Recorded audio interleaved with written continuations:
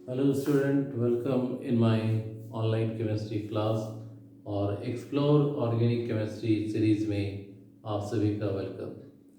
आज की क्लास में हम लोग बात करेंगे किसी ऑर्गेनिक कंपाउंड के फंक्शनल ग्रुप को कैसे आइडेंटिफाई करते हैं और साथ ही साथ ये भी जानने की कोशिश करेंगे कि फंक्शनल ग्रुप के क्या क्या मेन प्रॉपर्टीज़ होते हैं, क्यों फंक्शनल ग्रुप काफ़ी ज़्यादा इम्पॉर्टेंट होता है ऑर्गेनिक केमिस्ट्री में।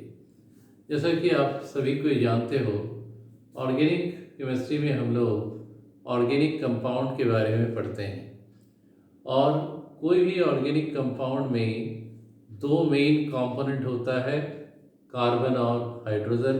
इसके अलावा अदर एलिमेंट्स भी प्रेजेंट हो सकते हैं।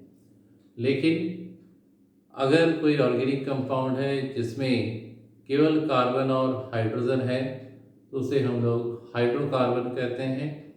और हम लोग सभी को जानते हैं कि all hydrocarbons are organic compound, but all organic compounds are not hydrocarbon. तो किसी भी ऑर्गेनिक कंपाउंड में प्योर हाइड्रोकार्बन को अगर हम छोड़ दें तो उसमें दो पार्ट प्रेजेंट होता है। पहला पार्ट होता है हाइड्रोकार्बन पार्ट, और हाइड्रोकार्बन पार्ट के साथ एक और ग्रुप ऑफ एटम अटैच रहता है या किसी किसी केस में एटम प्रेजेंट होते हैं अदर देन कार्बन, जिसे हम लोग क्या बोलते हैं, फंक्शनल ग्रुप। जैसे एक ऑर्गेनिक कंपाउंड हम लोग यहाँ ले रहे हैं CH3OH। ये एक एग्जाम्पल है ऑर्गेनिक कंपाउंड का, क्योंकि इसमें कार्बन भी है, हाइड्रोजन भी है, ऑक्सीजन भी है। मेन कंपोनेंट तो है ही, उसके साथ ऑक्सीजन भी प्रेजेंट है। तो अगर कोई पता करना चाहे कि इसमें फंक्शनल ग्रुप क्या है तो हाइड्रोकार्बन पार्ट को केवल अलग कर दो। ये वाला पार्ट जो है हाइड्रोकार्बन पार्ट है, और इस पार्ट के साथ जो भी ग्रुप ऑफ एटम अटैच रहता है, जैसे यहाँ पर OH, तो इस OH को फंक्शनल ग्रुप कहते हैं। और हर वो ऑर्गेनिक कंपाउंड जिसमें OH फंक्शनल ग्रुप होता है उसे हम लोग अल्कोहल कहते हैं। सिंपली इस कंसेप्ट को समझ सकते हो कि कोई भी ऑर्गेनिक कंपाउंड में हाइड्रोकार्बन पार्ट के अलावा जो भी पार्ट प्रेजेंट होता है उसे फंक्शनल ग्रुप कहा जाता है।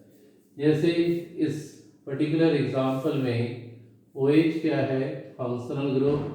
और हर वो ऑर्गेनिक कंपाउंड जिसमें OH रहेगा वो कौन से फैमिली को बिलोंग करेगा, अल्कोहल फैमिली को। एक और एग्जांपल के साथ बात करते हैं, CH3OCH3, ऑक्सीजन के पास दो अनसेट पेयर ऑफ इलेक्ट्रॉन। तो यहाँ भी देख सकते हो कि ये हाइड्रोकार्बन पार्ट है, ये हाइड्रोकार्बन पार्ट है। इस पार्ट के साथ ऑक्सीजन अटैच्ड है, और इस ऑक्सीजन को हम लोग क्या बोलते हैं, फंक्शनल ग्रुप। अगर किसी ऑर्गेनिक कंपाउंड में ऑक्सीजन फंक्शनल ग्रुप के फॉर्म में आ जाए तो उस कंपाउंड को हम लोग ईथर कहते हैं। यानी हर वो ऑर्गेनिक कंपाउंड जिसमें ऑक्सीजन एटम प्रेजेंट रहेगा जो कि हाइड्रोकार्बन पार्ट के साथ अटैच होगा उसे हम क्या बोलेंगे, फंक्शनल ग्रुप। और इस ऑक्सीजन को हम लोग इथेरिकल फंक्शनल ग्रुप कहते हैं। और कौन से फैमिली को ये बिलोंग करता है, ईथर फैमिली को। तो आई होप कि ये कॉन्सेप्ट आसान तरीके से आप सभी के दिमाग में सेट हो गया होगा। यहाँ पर कुछ इम्पॉर्टेंट पॉइंट इस प्रकार से है कि different classes of organic compound having different functional group. अलग अलग ऑर्गेनिक कंपाउंड्स का जो फैमिली है उनका फंक्शनल ग्रुप क्या होता है, अलग अलग होता है। जिससे आसानी से आइडेंटिफाई किया जा सकता है कि दिया हुआ ऑर्गेनिक कंपाउंड किस फैमिली को बिलोंग करता है। नेक्स्ट इसका इम्पॉर्टेंट प्रॉपर्टी ये है कि फंक्शनल ग्रुप डिसाइड करता है फिजिकल प्रॉपर्टी और साथ ही साथ chemical property of the given organic compound. इनके बारे में हम लोग आगे डिस्कशन करेंगे। तो आई होप कि फंक्शनल ग्रुप क्या है और कैसे इसको हम लोग डिटेक्ट करते हैं किसी भी ऑर्गेनिक कंपाउंड में, जिससे ये पता लगाया जा सके कि दिया हुआ ऑर्गेनिक कंपाउंड किस फैमिली का है, वो हमने यहाँ पर बहुत अच्छे तरीके से समझाया है और आई होप कि आप लोग को भी समझ में आ गया होगा। एक और एग्जांपल लेते हैं फंक्शनल ग्रुप के लिए। मान लो दिया हुआ है CH3 Cl CH3Cl। तो यहाँ पर हाइड्रोकार्बन पार्ट क्या है CH3, क्योंकि इसमें क्या है कार्बन और हाइड्रोजन, और इसके साथ जुड़ा हुआ है क्लोरीन, और क्लोरीन यहाँ पर क्या हो गया फंक्शनल ग्रुप। और इस फंक्शनल ग्रुप का अगर डिटेक्ट करते हैं जो कि क्लोरीन है, तो ये कौन सा फैमिली को बिलोंग करेगा, ये बिलोंग करेगा हेलो एल्केन फैमिली या अल्काइल हैलाइड। हर वो ऑर्गेनिक कंपाउंड जिसमें हैलोजन प्रेजेंट रहता है वो हेलो एल्केन कहलाता है, या हैलोजन डेरिवेटिव्स ऑफ एल्केन भी हम इसको कह सकते हैं। तो इसको नोट डाउन करो अच्छे से, और साथ ही साथ ये कुछ पॉइंट है जो मैं डिक्टेट कर रहा हूँ उसको भी आप लोग लिख लें। Different classes of organic compound having different functional group by which they are easily identified from which group they belong. Number 2, functional group decide physical property as well as chemical property of the given compound. तो functional group का topic जो है ये हम लोगों ने यहाँ पर अच्छे से समझ लिया है। अब एक और इम्पॉर्टेंट टॉपिक जिसके बारे में हम लोग बात करेंगे, और वो इम्पॉर्टेंट टॉपिक है अल्काइल ग्रुप। अल्काइल ग्रुप क्या होता है, कितने तरह का अल्काइल ग्रुप हम लोग निकाल सकते हैं, तो इसके बारे में इसमें डिस्कशन करेंगे। तो सबसे पहले समझ लो अल्काइल ग्रुप होता क्या है। किसी भी एल्केन से अगर एक हाइड्रोजन एटम को हटा देते हैं और उसके कारण जो भी ग्रुप बनता है उस ग्रुप को हम लोग क्या बोलते हैं अल्काइल ग्रुप। इसको स्टेटमेंट लिख सकते हैं, when one hydrogen atom is replaced from an alkane the resultant group is obtained is known as alkyl group. Alkane से एक हाइड्रोजन हटाने के बाद जो भी ग्रुप बनेगा वो अल्काइल ग्रुप कहलाएगा। तो यहाँ पर एल्केन को रिप्रेजेंट करते हैं RH से। एल्केन रिप्रेजेंटेड बाय RH, यहाँ हमने दिया एल्केन, और इस एल्केन से एक हाइड्रोजन एटम हटा दिया, और इस एक हाइड्रोजन एटम को हटाने के कारण हमें क्या मिला, R के बाद एक बॉन्ड। ये जो ग्रुप मिला इसको हम लोग कहते हैं अल्काइल ग्रुप। एल्केन का जनरल फॉर्मूला होता है CnH2n+2, जहाँ n का वैल्यू 1 से स्टार्ट होता है, और अल्काइल ग्रुप का जो फॉर्मूला होगा general formula that is CnH2n+1, ये भी n=1 यानी एक कार्बन एटम से शुरू होता है। तो अल्काइल ग्रुप का डेफिनेशन बहुत ही सिंपल है। एल्केन से एक हाइड्रोजन एटम का रिप्लेसमेंट होने के कारण या रिमूव होने के कारण, बेटर रिमूवल कर सकते हैं, रिमूव होने के कारण जो ग्रुप बनता है उस ग्रुप को हम लोग क्या कहते हैं अल्काइल ग्रुप। और अल्काइल ग्रुप सिंपल भी हो सकता है और ब्रांच भी हो सकता है। इस पर हम लोग समझते हैं कुछ एग्जाम्पल को लेने के बाद। ध्यान से इस पार्ट को हम लोग करेंगे और इसका इंग्लिश में स्टेटमेंट भी साथ ही साथ लिख लो। when one hydrogen atom is removing out from an alkane, as a result of which the group is obtained known as alkyl group। पूरे ऑर्गेनिक केमिस्ट्री में अल्काइल ग्रुप बहुत इम्पॉर्टेंट रोल प्ले करता है। तो हम लोग RH यानी alkane, अगर हम CH4 लेते हैं, CH4 का मीनिंग हो गया मीथेन। मीथेन से एक हाइड्रोजन को हटा दिया गया तो बना CH3 बॉन्ड। एल्केन से अल्काइल ग्रुप, तो मीथेन से मिथाइल ग्रुप। ध्यान से देखो, रूट वर्ड एल्क, एक कार्बन का मिथ, सफिक्स ANE, यहाँ भी root word meth, suffix ANE replace हो रहा है सफिक्स YL से। इसी प्रकार से अगर हम CH3 इथेन लेते हैं, तो इथेन से एक हाइड्रोजन एटम को अगर हटा दें तो यहाँ पर CH3CH2 बॉन्ड, CH3CH2 को कहते हैं इथाइल ग्रुप। इसी प्रकार से एक और लेते हैं CH3CH2CH3 प्रोपेन। प्रोपेन से एक हाइड्रोजन एटम को हटा देना है तो यहाँ पर CH3CH2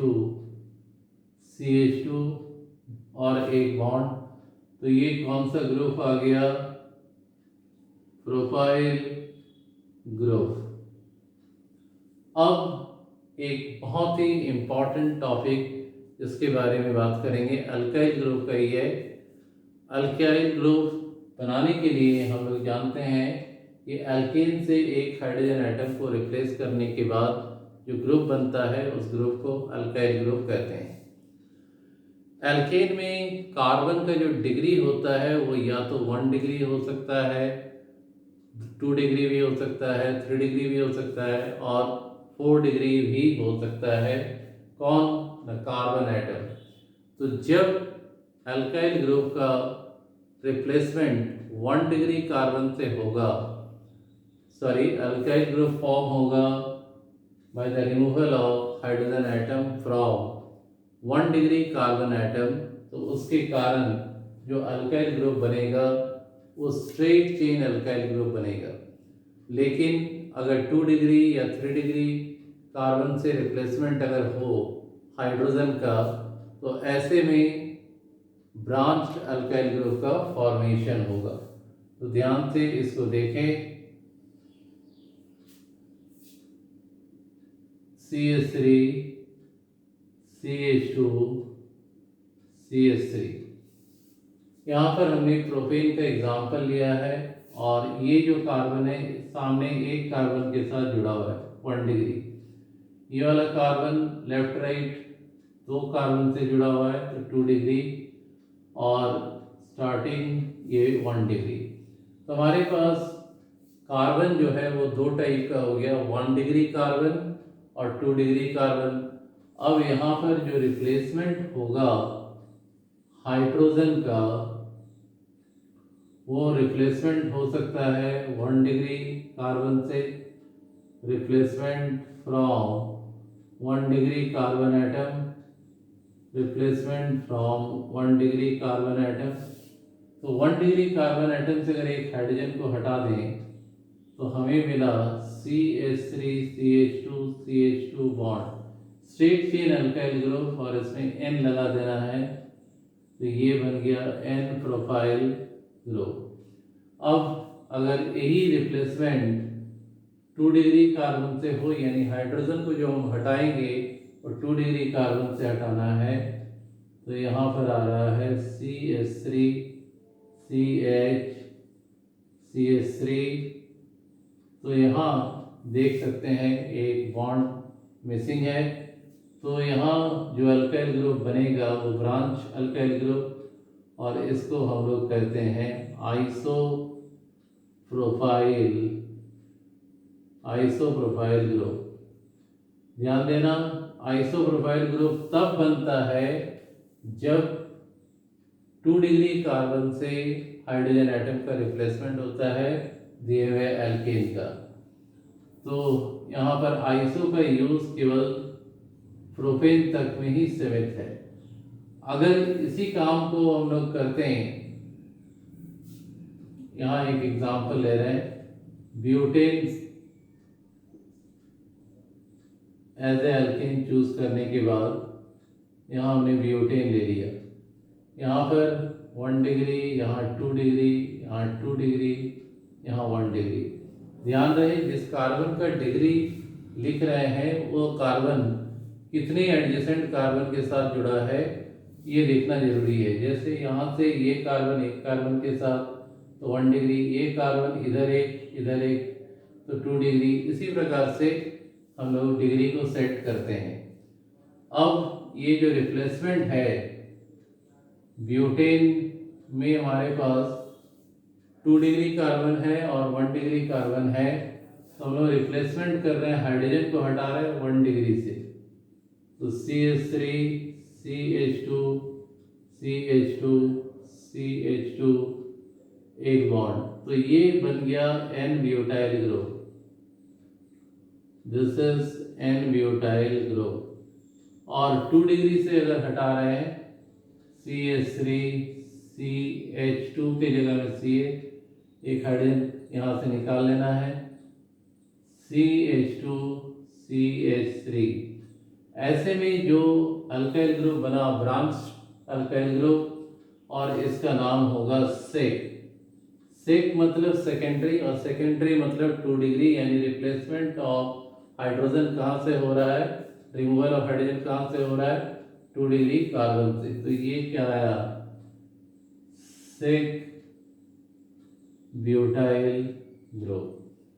तो आई होप ये टॉपिक अच्छे तरीके से समझ में आ गया है। और किसी भी ऑर्गेनिक कंपाउंड में अगर हम लोग माइनरली देखें तो जैसा कि हमने बताया कि किसी भी ऑर्गेनिक कंपाउंड में 2 चीज होता है, एक हाइड्रोकार्बन पार्ट और दूसरा होता है फंक्शनल ग्रुप।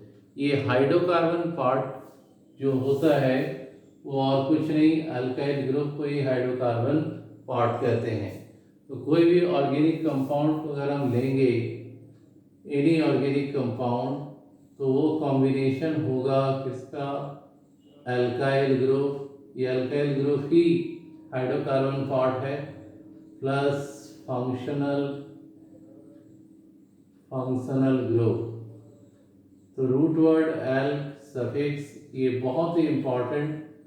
तो आज की क्लास में हम लोग इसी टॉपिक तक रखेंगे। आने वाले क्लासेस में कुछ और इम्पोर्टेंट टॉपिक को एक्सप्लोर करेंगे to understand the organic chemistry in better way. Till then, thank you and goodbye.